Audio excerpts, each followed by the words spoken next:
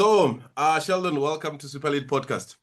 Thank you. Thank you very much for having me on your podcast. And thank you very much to be reconnect again. Especially Yes, yes. No, it's always good. you absolutely inspired us at the summit. So looking forward to continue the conversation. Now, at the podcast, because we've got a bit of time, we like to go into the details, and on this podcast, we like to hear the full story, as detailed as possible. And with that, I want to just start at sort of who's Sheldon. You've done incredibly well to this point. But we want to go back to where did you grow up, and just track us all the way until we find ourselves here today. We have time. It's not like at Yes, the summit where it's not rush. everything everything is there's a big clock there going. Yes. Here, I think we've got a little bit more time. No. Thank you. Thank you very much for it. And thanks a lot for inviting me on your podcast. So I think as early as I can remember, I mean, at the age of 14 years old, I turned to barbering as a way to escape the reality of poverty that surrounded me. Actually, before that, I was a kid that was always inquisitive, trying to figure out exactly how am I able to do certain things by getting certain reactions from people. So 12 years old, my parents gave me school spending, and this was 2 rand a day at the time. And during this time, I used this 2 rand a day, saved it up for 10 days, and out of that 10 days, I went to the local cash and carry and I bought a box of ice cream. And I went door to door and I went to go sell this ice cream. What's so fascinating about it was that I couldn't speak properly. I had a speech disorder. So, Sure. so you can imagine the type of boldness that I had to possess, being able to go knock on these people's doors and tell them to buy ice cream. But I managed to do it. And obviously, circumstance also drove me into it because I grew up from a very poor community. I mean, there was a time where I can remember both my parents when working, and I was always looking for solutions as to how can I be the person that is solving this type of problems. So Sure. fast forward, I was like, okay, maybe 14 years old, maybe I could, because I saw the local barbers in the community, and I was like, these are actually having a demand for cutting hair, and come I see what they're doing, because every time I would go to these barbers, it's either they weren't available or they had so many customers and they determined their own way of working. So I said, okay, Sure. maybe this is And another which part, opportunity. Yes. and which part of the country is this? Oh, this was in Eldorado Park. So I come Right. from a community in Eldorado Park. Yes. So I grew up in they call it flats. So that's where I grew up it's basically so the flats was given to you by the government, and then you got to live there. So my parents, we were living there for all our lives, and but the barber was quite interesting because I was like, if I could get my hands on clippers, and I have so many time in a day, because with ice cream inventory, it changes throughout the season. So maybe one season Yes, you yes. can't sell ice cream, or maybe you don't have enough money to fill up your inventory. You understand, and then you run short of whatever reason possible.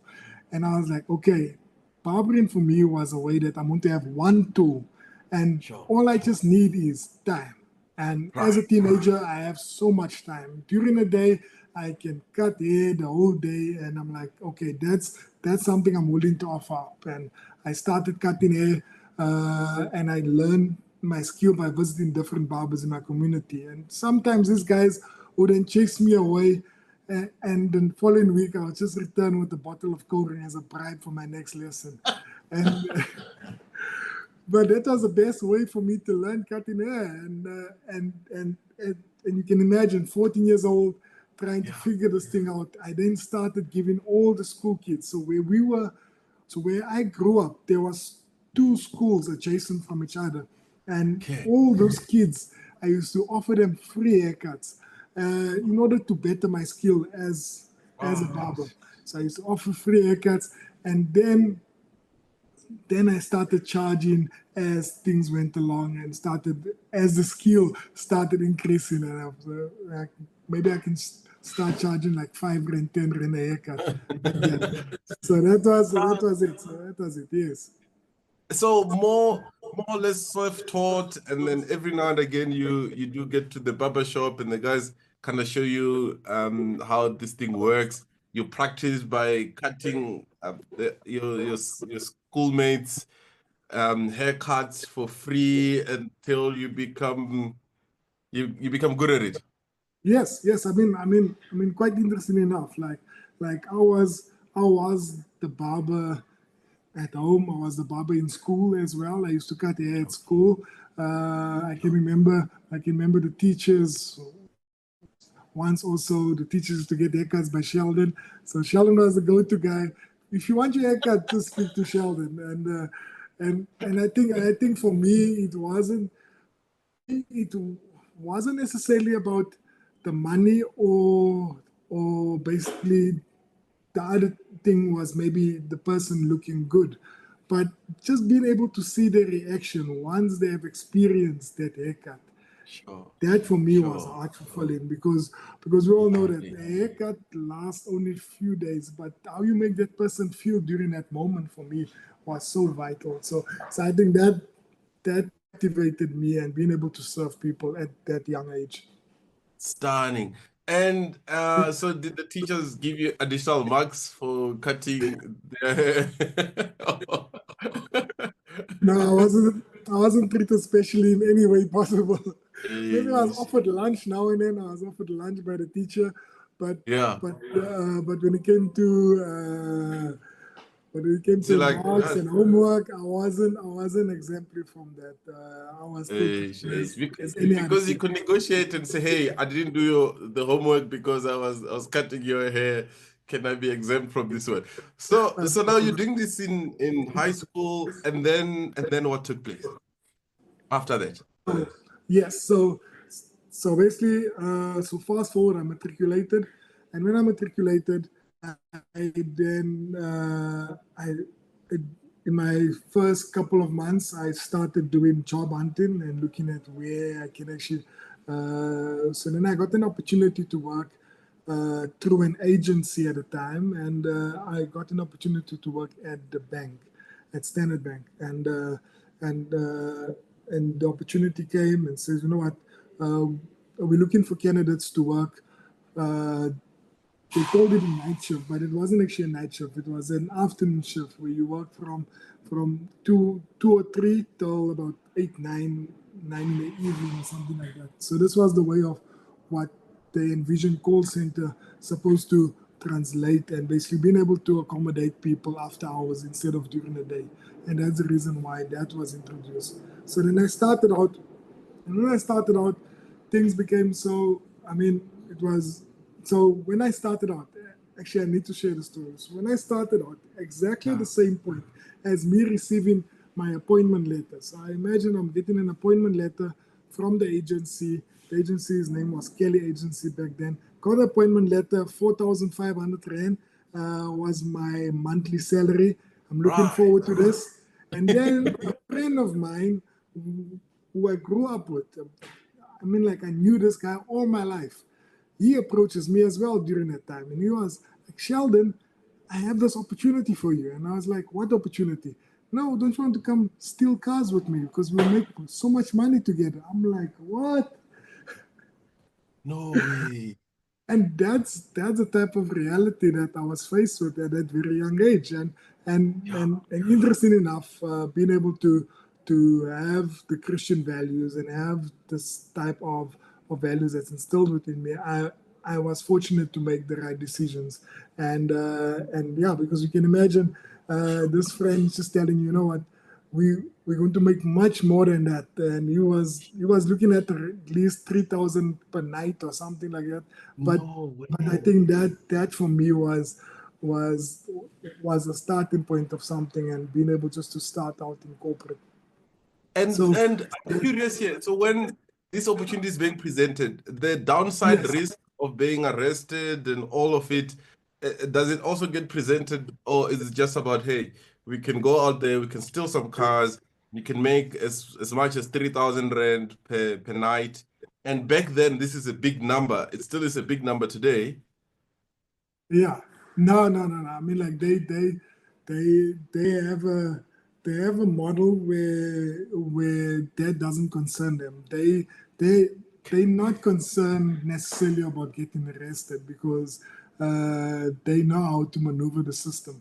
And he explained to me the whole thing. He was like, we have these guys on our payroll. We have this, we have that. You understand? It looks so secure the way he was explaining these things, and I'm like, I mean, like he was definitely trying to sell up this thing, but Sure. fortunately enough for me, I was able to make that right decision. Oh, lovely, lovely.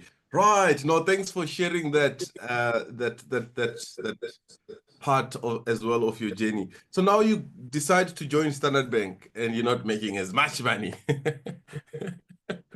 Yeah, so I decided to work at Standard Bank, and I mean, like, I, I'm always grateful for the opportunity to being able to work at Standard Bank, being able to learn so much from that particular job. I worked in a call center, and basically I used to call people to actually pay up their accounts. So now you can imagine this kid with a speech disorder again being able Sure, to pick up the phone every day, making 60 to 80 calls a day, and calling sure. people and telling them to pay up their accounts. I think that was one of those things where you ask God, what are you doing here? I mean, like, Yeah. what are you doing with me? Because now I went from being able to sell stuff at school. I'm busy speaking to people over the phone, but I can't even speak right at the time. And sometimes I would, my words wouldn't, my words wouldn't even finish. You understand? And that was one of those things. But funny thing was Wow. that I got through that, and I mean, I learned so much from that job. So around 2011, my cousin had an internet cafe in Rado Park, and I could make use of a stoop to actually mimic a papa barber. So he agreed with the condition I only come on weekends. So I said, okay, no problem, because I don't work on weekends. I only work Monday to Friday. And I went out. I started out. It was around July that year. All I had was a clip and a chair, nothing else, and there I'm Sure. starting out. And obviously a speaker as well, a speaker with a boombox, making a lot of sound, being able to attract the people, and I just tried it out. I'm like, you know what? I have nothing to lose. Come, I just give it a shot. And and quite interesting enough was that people came in week in, week out. There was Sure. there was queues of people lining up in the cold No. because it was winter that time, just trying to get a haircut by me. And, Mm, and I'm starting to think, what makes me so different? What makes me so stand out? Because mm. right across Yes. the road from me, there's another barber. Right across the road from him, there's another barber. Sure. So what is so special about me? I mean, it's I don't see myself to be the most talented barber. I don't see myself to be any skillful in any shape or form. Come I go and see what these guys are doing. So I went out, crossed the road to see what they're doing, and basically speak to them. I then understood that for them it was much more of a monetary transaction. Cut your Oh, head, done, next customer, cut your head, done, next customer. Whereas yeah. when people used to come sit on my chair, it was much more of building that relationship. So I done this was simple thing is that I had a notebook and a pen. And on Right. that notebook and the pen, I would write down the name of the person that I'm cutting. If I'm cutting Maanda today, I'm going to write down the name. and the conversation that we had. Simple breakdown of the conversation. Maanda just came back from Europe. He visited Ireland, and I'll throw that in there in my conversation. And those were the nuggets that I would use, because next time Maanda would come sit on my chair again, I would make reference to that. And guess what happens? The Mandla starts to feel special. He starts to feel like, this person actually knows me. So you start feeling like I belong to this barber. And I think that for me stood out much more than anything else, which I recall was it's actually my unique selling proposition. Until today, we managed to harness that within our business. Stunning, man. Yeah. No, and this is a while back, right? Where Yes. it's the simplest and No, 2011. 2011. Sure. Oh, And you 2011. still have the notebooks? No, unfortunately not. Unfortunately not.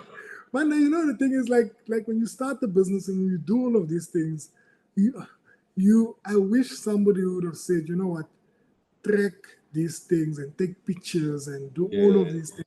Yes. Like to tell you the truth, like now and then I would get pictures from people, from customers that's tagging me on Facebook, because that was my primary platform back then.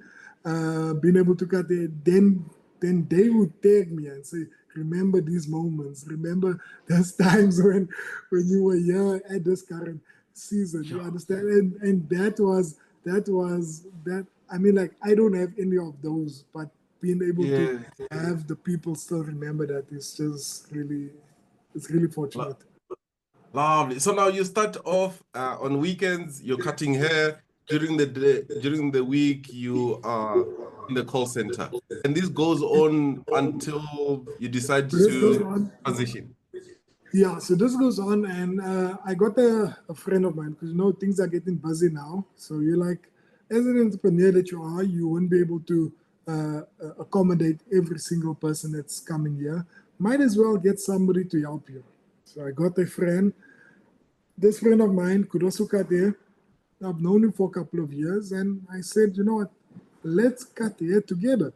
Shook hands, we are partners as of today, and we decided to do it. And on the stoop, we then busy cutting hair together.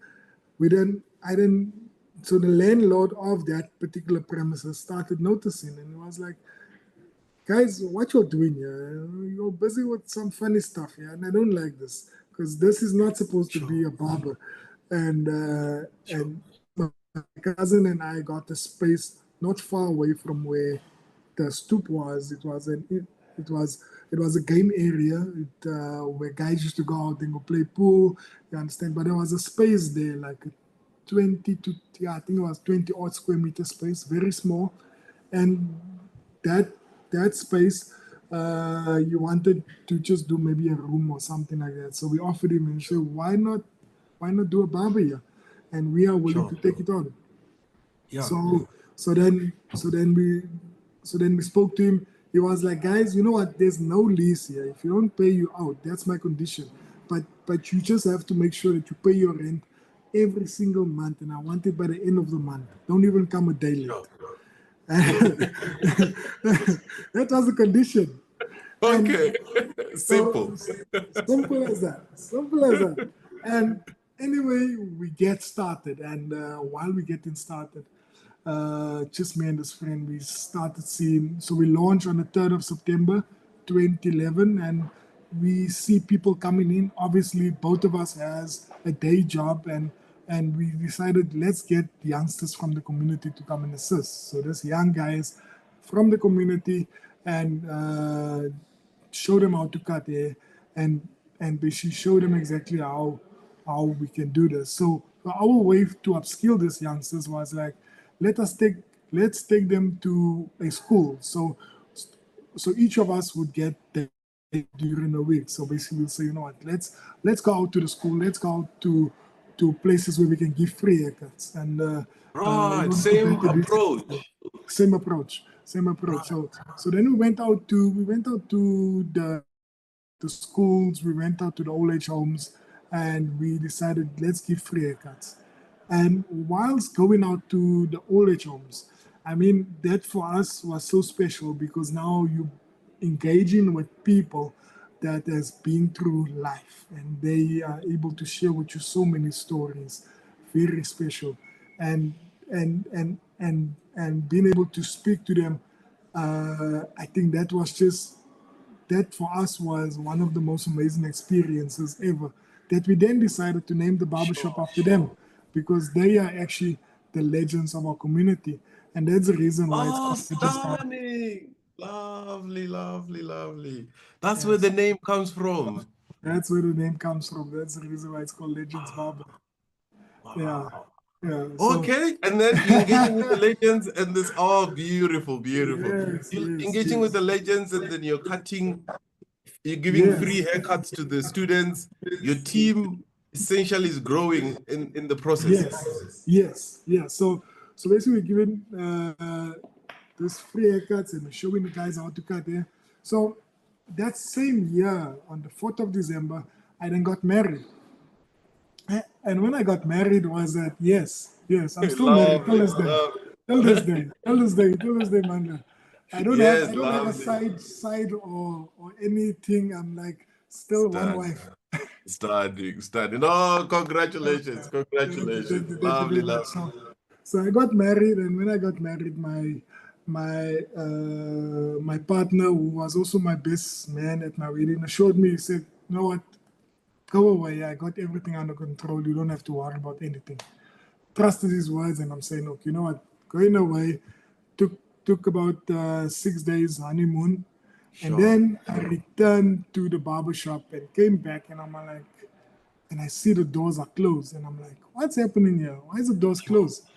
Mm. Anyway, I called him. I never thought of anything of it at the time. And I called the guy that was, I called, never answered his phone. But then I called the guys that was working, and they actually explained to me, you know what, this guy never paid the rent. Sure. Uh, but to make matters worse, he never paid the barbers, and they used to Sure. get paid on a daily basis, which was very, very informal based on the commission that they earned for the day. Yeah. So now standing in front of those closed doors, to myself, you know what?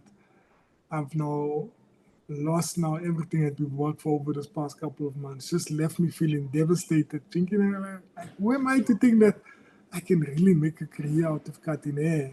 Mm. And I just, at that particular moment, I just left cutting hair and I left it right there and then. I said, I'm no more going to pick up clippers.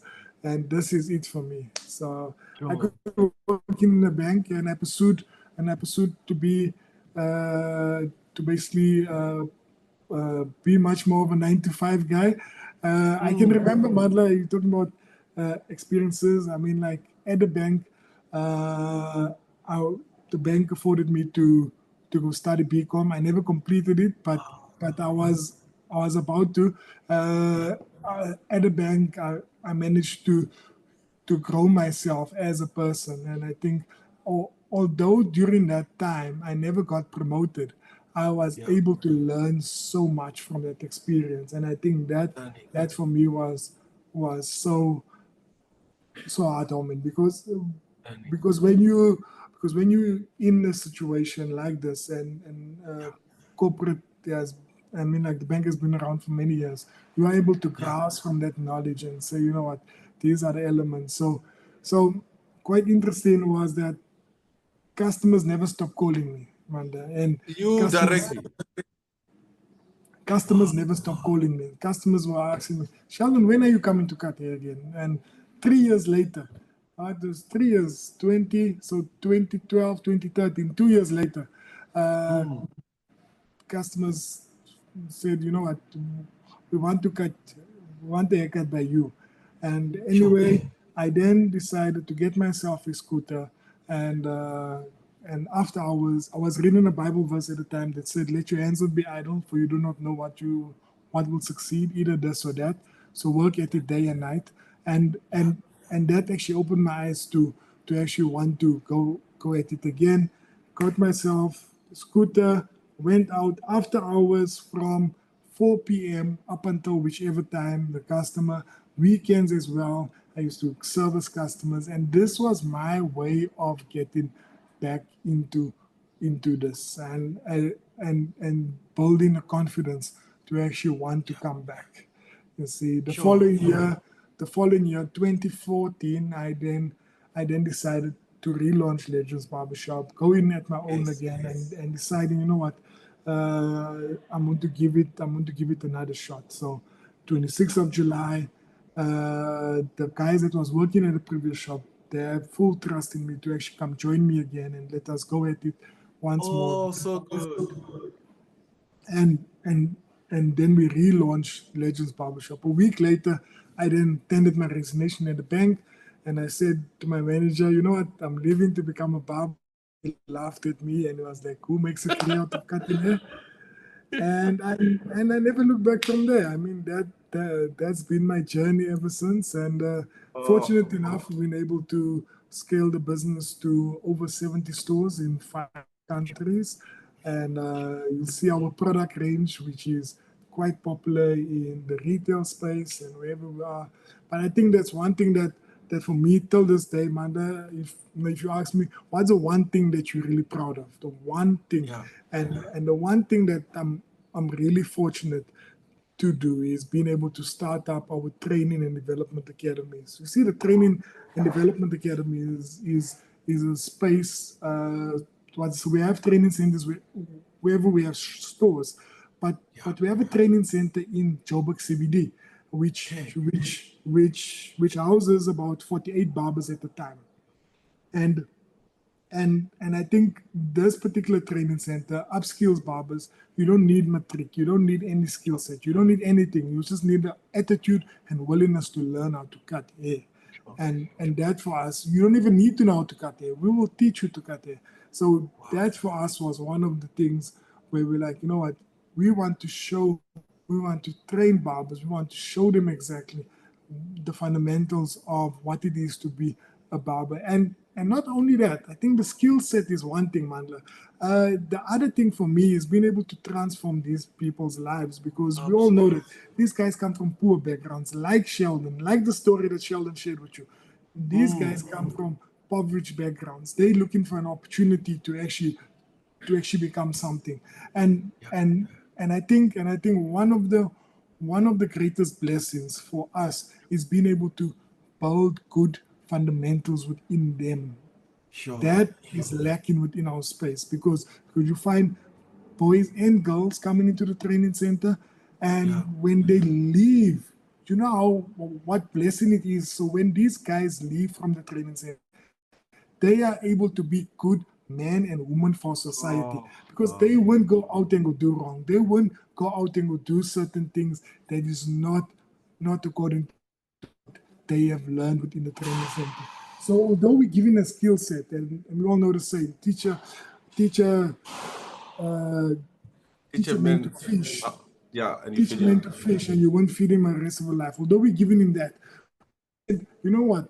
The one thing that we want you to do is to be a good uh, man and woman for society. And we use our Christian values that that we introduce within our business. So our Christian, and whether you visit any store, whether you go there in the morning, you see the guys busy praying, you see the guys doing certain Oh, things.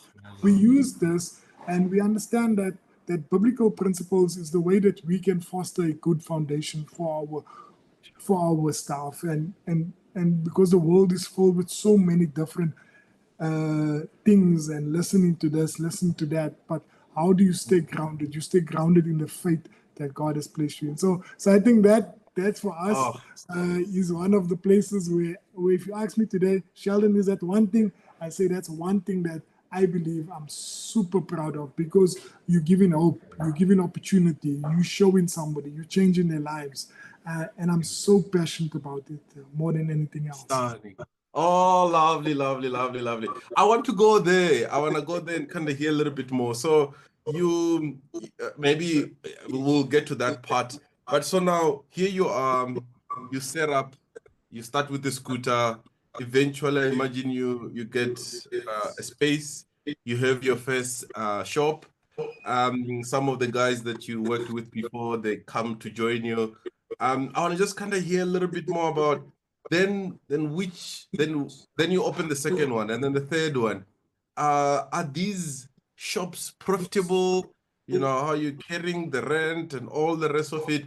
Just a little bit more detail on the model itself. And the model And as then well. we'll Okay. get into the training academy. Yes. No, definitely, definitely. So basically, when I relaunched, my goal was to have 5 stores in 5 years, and obviously, I mean, like, being an entrepreneur that I am, I'm like, in order for this thing to be sustainable and to sustain my life, and basically, because you can imagine, I got married, and now I'm leaving, to become full time, and I'm having no plan B. There's nothing else, and it's only this. And I said, you know what, my goal is 5 stores in 5 years, and how I'm going to do this is that I'm going to reinvest the profits within my store each and every time. So whichever store makes money. So I took a very slow approach. I'm like, okay, the first year, 2014, we opened our first store. The second year, 2015, we opened our second store. 2016, we opened our third store. So what begin to happen is that you have 3 stores, and the profits from these stores are able to fund the following stores much faster, and basically using the snowball effect where where you have the money that's being plowed into another store. I want to say one thing, Maanda, before I get there. Till this day, we never receive any funding for our business. We never receive any government intervention for our business. And all of these things are self-funded. So when you see all of these activities that's happening, it's all self-funded through the profits of our business. Because we understand the principle. We understand the principle that I live by is simple, is that whoever can be trusted with little can be trusted with much. And whoever can be faithful with little can be faithful with much. So if you're faithful with that 10 rand profit that you're making, you understand? If you're faithful with that, how can God trust you with 100 rand, with 1,000 rand, with 1,000,000 rand? And it just goes on, But you have to be faithful with what you have. You have to be faithful and so diligent in wanting to do this for the greater good. So we scaled up and we managed to reach 5 odd stores. I mean, like, I can share with you the trials that I went to. I can share with you each and everything, anything that you can think about that was a challenge that I experienced it. Whether it was betrayal, whether it was people saying, you know what, I'm going to show you, I'm going to do all. I experienced all of those things, and I'm saying this boastfully, but I went through this, and being able to understand that, this business is not alone just built on the profits, or it's built on all of these things. It's built on impact, and the impact that we have translates to people. The impact that we have translates to the investment that we make within our people. Training centers are established. All of these good deeds are done, and everything comes down to the impact. And I can share with you, we scaled up until about 9 stores. So 9 stores up until this was around 2019. I was approached by a friend of mine. So this friend of Ricky was like, you know what, Sheldon, I saw a space not far from where I live, and I want to open a barbershop. But I want us to partner in this barbershop. I want us to be partners. And I'm like, you know what? I had a bad experience with partnership, and I don't want to go through partnership again. And that's when I started doing some homework with regarding franchising. And franchising was basically my way of learning about, okay, how do you scale your business? How are you able to have people? Because one of the things that we were facing back then was operational deficiencies, where I was unable to be at all the stores at the same time. So it was very difficult for me to be in Cape Town, Durban, wherever you are. Although you put your cameras in place, you put your systems, all of these things, you're dealing with people, and people is the heart of your business. So how are we able to to get to a point where we're able to have people like Sheldon that's invested in the business, that's willing to say, you know what, I am willing to be at that store and I'm willing to serve your customers, love your barbers as much as you do, Sheldon. So that for me was one of the game changers, and being able to franchise has helped us tremendously. And I think when we opened Ricky's store, Ricky was one of our first franchisees. We opened his store, and the demand for franchising just skyrocketed because, you know, Ricky, being the person that he was, he's going to tell everyone, and he was like, you know what, this is one of the best businesses that he invested in. And then we just received so many requests from so many other people that wanted to be part of the business. Oh, lovely. And now, so out of the 70 stores, most of them are franchisee. So out of the 70 stores, we have about 35%, which is company-owned stores, and the rest is franchise stores. We still have a bulk company-owned stores. Yeah. I think we are very conscious in terms of letting go of certain locations, because if you want to trial out a new service or new idea or something that's different within this particular market, that particular store must be able to give us the feedback that we're hoping for, and then we can roll it out to all stores. Excellent. And so this growth, it seems like it's coming through the COVID years. Just kind of give me a sense of how did you go through the hard lockdowns, the soft lockdowns, etc. Maanda, you know, you talk about lockdown. I have a story of lockdown as well.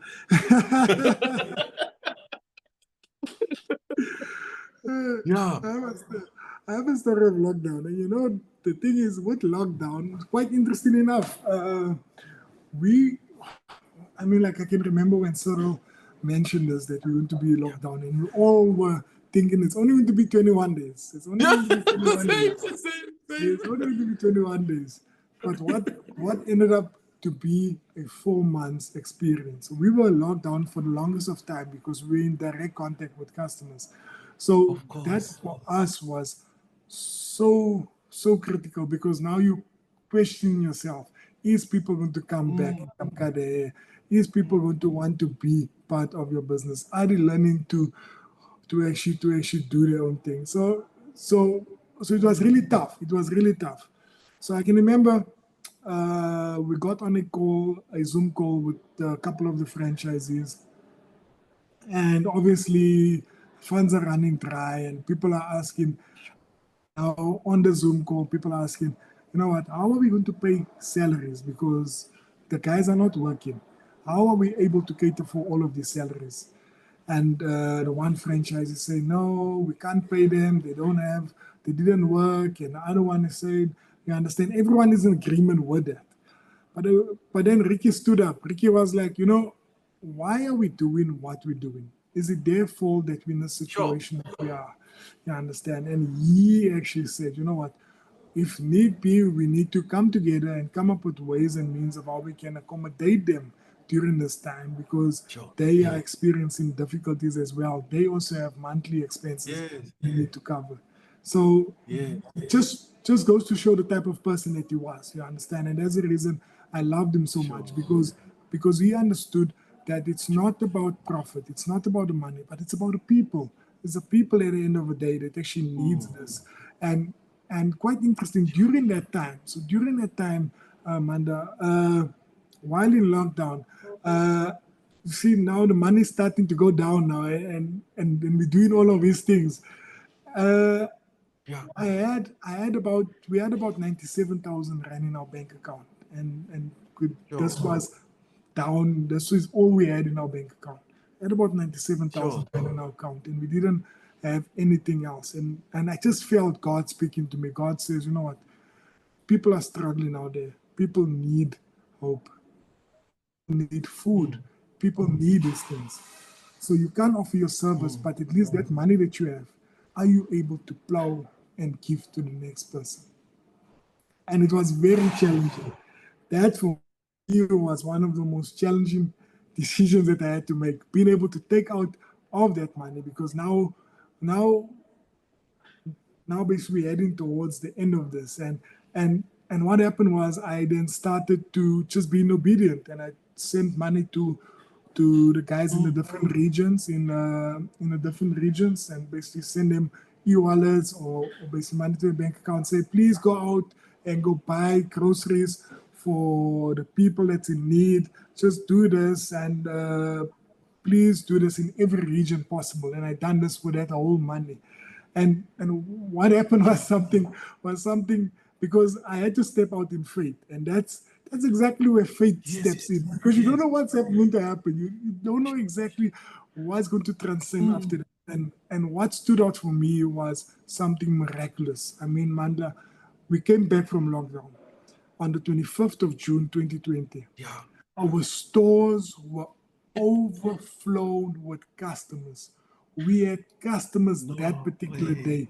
We couldn't believe it. We couldn't serve all the customers in that one day. At all our stores. I'm not talking about only one store. As all stores that were just overflowed with customers. Demand just got shot right up to the roof.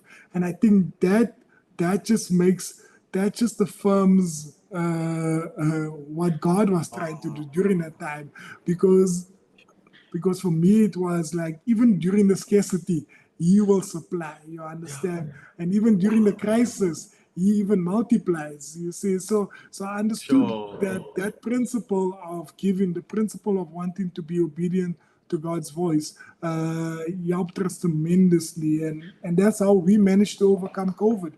That's the things that we've done to be, so Oh, stunning, man. Lovely, lovely, lovely. Wow, wow, wow. Now, oh wow, the clock is going too fast.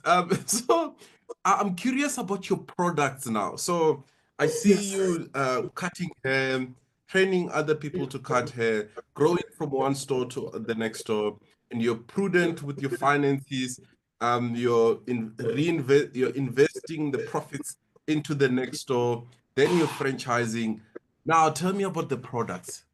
Yes, yes. So our products, I think there's quite interesting enough. Like I when I started the product line, we got demands from customers back then in order to do certain hairstyles, which was very popular back then. I mean, like our very first product, what what was a wave cream. So there was a wave cream that we actually introduced, and that was our Coca-Cola basically. That was the one product that when we brought it into the market, because of the the solution we're trying to solve for our customer base, we never realized that this product is going to be the one that's going to take off as much.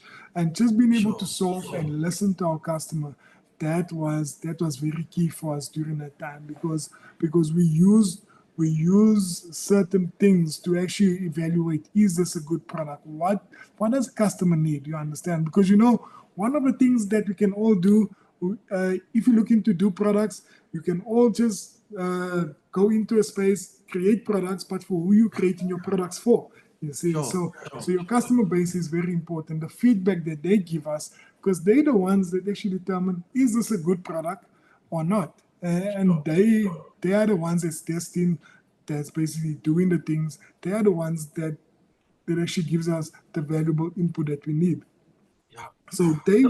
So most of our products was created to solve problems that they face. So customers would tell us, what, guys, I'm struggling to, hey, I'm getting bored, I'm doing all of these things. Please bring certain products in line so we can solve for this.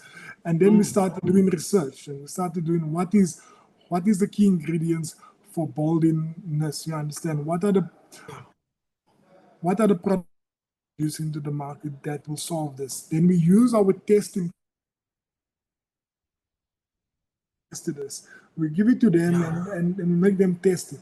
And they will be our feedback. So they will give us the feedback and say, you know what, tweak 1, 2, 3, 4, 5, and then we start production. You understand? So the process goes like that. The sampling process goes like this until we're able to formulate a perfect product that is not only sustainable for us, but we producing it for our customer base. And that's the reason why and if you look at our product base now, we have there's so many products. There's a lot of products we have facial range, we have wave range, we have twist range, we have beard care, we have all of these products, but it's just listening to our customer base. And I think that for us was quite interesting enough. Then another thing is, Maanda, so talking about products. So another thing is, so you'll see there on I think it's there, there's a product there. There's a clipper. There's a clipper. I'll get it for you now. Yes, I see.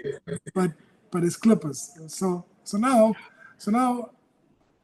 about 3 years ago, I was interviewed. This lady called me from Metro FM. She was like, Sheldon, you know what? We're experiencing issues. People are going to the street barbers and they're getting ingrown this fungus that's growing out of their necks and all of these things. Obviously, everything is tied towards the street barber, and basically the narrative is discrediting the street barber, and that barber is basically being attacked in some sort of way. And then she posed this question to me, and she was like, Sheldon, so what should people do? Should all the people come to Legends and come cut their hair? And I said, no way. People don't have to come to Legends to cut their hair. We have to, if you think about it, and basically I said to her this, and I said, you know what, if you think about it logically, the barber that's cutting on the street, that barber's priority is not to get new equipment or to sterilize equipment, all of these things. That barber has one goal in mind. He has a family back home that he needs to feed.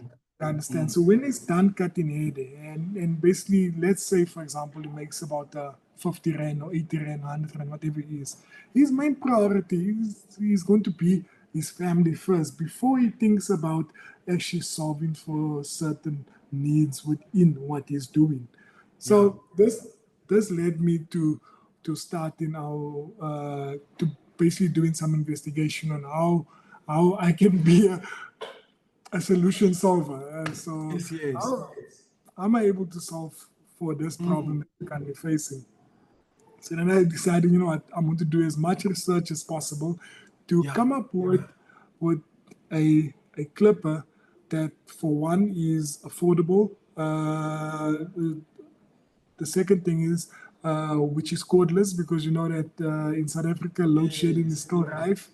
And the other point is a clipper that would basically talk to the local barbers and being able to serve a mission statement for the local barbers. So then we started out our Fade. It's called FXDE, so it's called Fade, the Fade company. So we started out and we're like, you know what, we're going to help local barbers, and this is how we're going to do it. So the sales necessarily being made of that particular clipper. All the sales, for every 10 clippers that's been bought, one is being donated to the barber that's cutting on the side of the road. So this is our promise that we make to ensure that we are able to help those guys and making a difference within there, because we understand that if we are able to help, we have to be able to be the voice to the voiceless. Oh, that is so good. We are at the top of the hour. Do you have a hard stop? No, I'm fine. I think I'm fine. Okay, I'll do a few more minutes. So lovely. Now, do you want to go back? I wanted to, who's making the products? Do you have a factory? Do you have to import things? And who's making the clippers as well? Have you now moved into manufacturing? Yes, thank you very much for that. So our products, so especially like our very first products, we were the ones that was mixing. So we were the one that was like, you know what, let us mix those products, let's try, let's test. So we will see the guys like, so at our first space, we used to like use different ingredients, mix them together, and and basically we were making the products. But eventually we said, you know what, this is not sustainable. Let us look at outsourcing to different suppliers. So we Excellent. roped in the people that is quite good at this. We have a local manufacturers that actually creates products for us.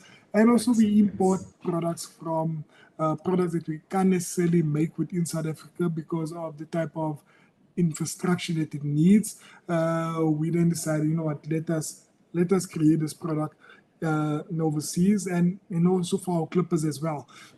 Just looking at the facilities that we don't have, let us do this overseas because obviously to start up a manufacturing plant, which I've learned now recently because I actually and I said, you know what, I want to get a manufacturing machine that's going to mix, that's going to do the filling, do the capping, do all of these things. So I went to go buy this thing. Right. And I thought that, you know what, this thing is going to be as simple as possible. This thing is going to be like just a plug-in, and you just put in your ingredients, you do everything, and it's just going to out. But what I've learned to understand is not as easy as just picking up a clip and cutting hair.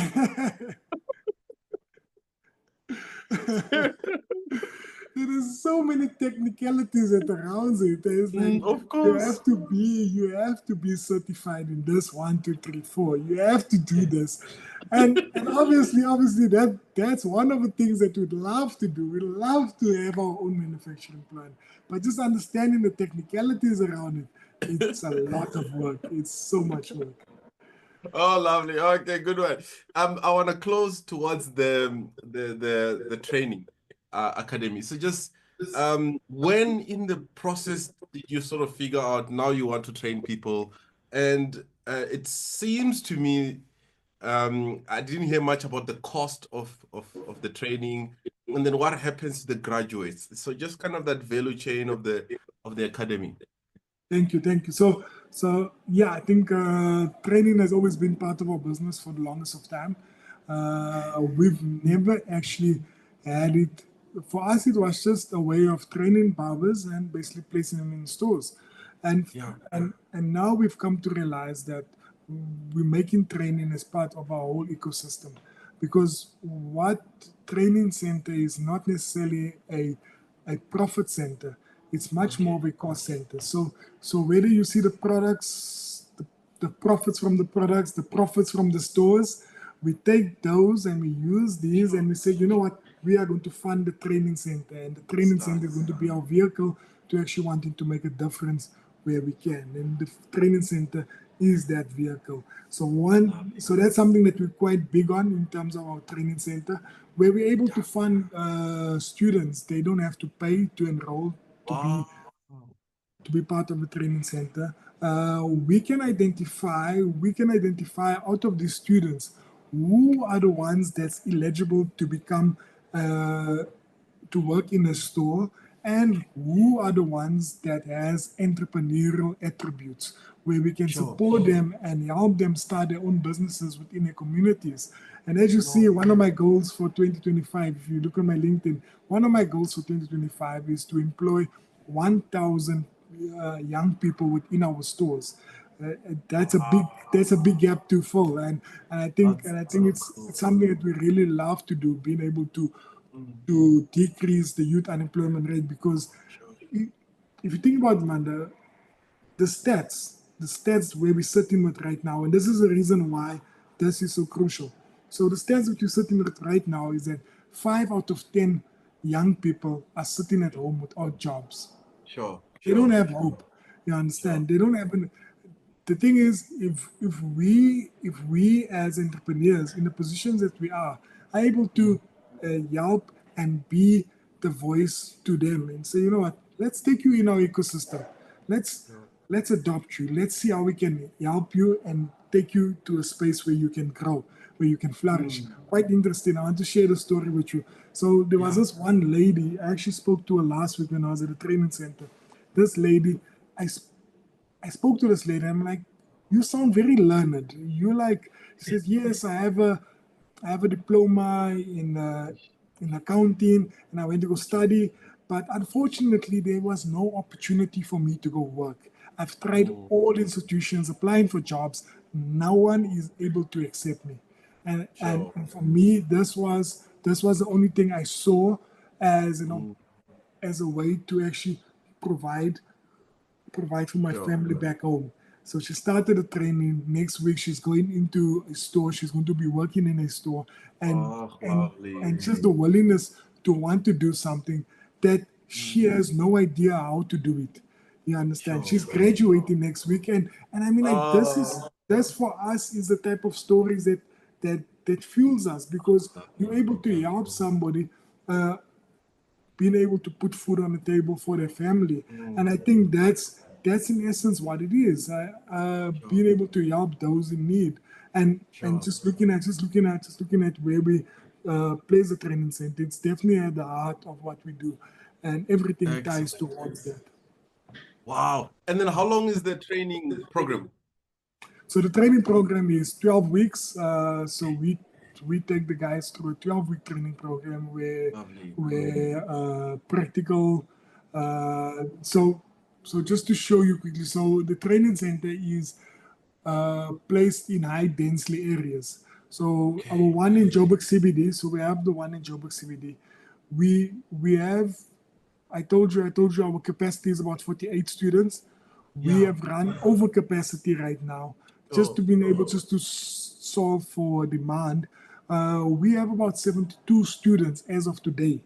I just got the stats. So as of this morning, we have 72 students that's actually there in the training center.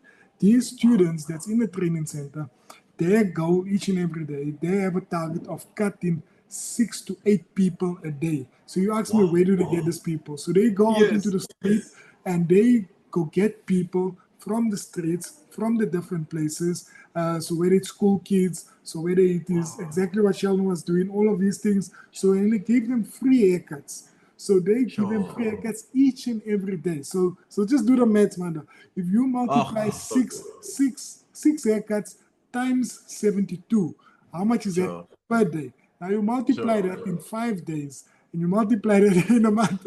There's like so many haircuts that people are getting within that area, and everyone is benefiting. The community that is getting the free haircuts, the guys who are getting the free training, everyone is benefiting from this, and everyone's able to say, you know what, because of that, I'm able to do this. Oh, wow. Okay. Just on a personal note, one or two leadership, I don't know, lessons you want to give to our listeners. That's one. And second question is, if you want to give our listeners a challenge. And the third one is potentially what one or two books can you recommend for our listeners? So the first one is a leadership lesson or thought from your journey. Third is a challenge. Second is a challenge. Third is a book or any resource recommendation. No, thank you very much, Maanda. I think for me personally, one of the greatest lessons that I can take from, especially when it comes to leadership, is by Jesus Christ Himself, because we understand that Jesus didn't come into this world to be served, but He came to serve, and that for me is the greatest lesson that I can take out of anything else, because the way I run my business is that. I've learned from corporate. Corporate does it differently. Corporate, they have this hierarchy where the CEO sits on top and he makes the decisions. He's the one that's dictating everything. He's the one that is telling people what to do. But in this business, Legends Barber, we have a different model. We call it servant leader. So servant leader is sitting at the bottom. So is sitting near the bottom, and Sheldon is asking the people, how can I serve you better? How can I make your lives better? How can I be able to be of assistance to you so you can serve your people or your community better? So that for me is the greatest leadership lesson that I've learned, and I help somebody. The second point that you said, if you want to just, anyone listening to us, they're inspired already, no doubt. If you have one challenge to all of us, to just say, hey, there's the one challenge I want to give for you as you conclude the podcast. No, thank you. So I think for me, one major challenge is that people not understanding why they called to do, why they're in the spaces where they are, and and I definitely think that we are so, the world teaches us that it's about self gain. It's all about how can I enrich myself? How can I ensure that I'm willing to drive the latest cars? I'm willing to do all of these things. But if you think about it, in God's kingdom is that how are we able to make this world a better place? How are we able to shine the light in the darkness? How are we able to help those in need? How are we able to, even if it's a smile that you're giving somebody today, that person will smile because you smiled at them.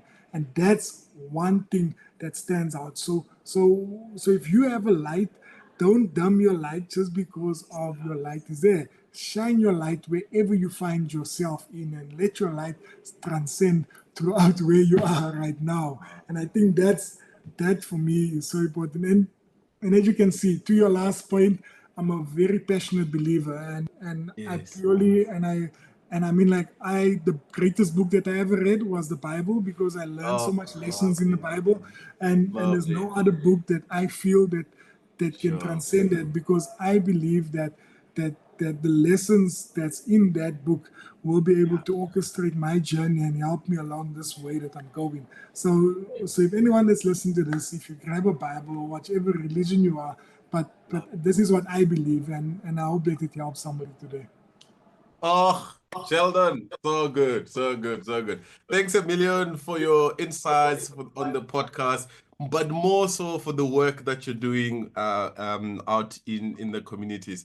We wish you well for the expansion and the 1,100 jobs, even more. Hey, I think when we talk the next time, the ambition should be at least 10,000 jobs. Yes, definitely, definitely. All right, that's Lovely, good. lovely. Thank you, thank you, thank you.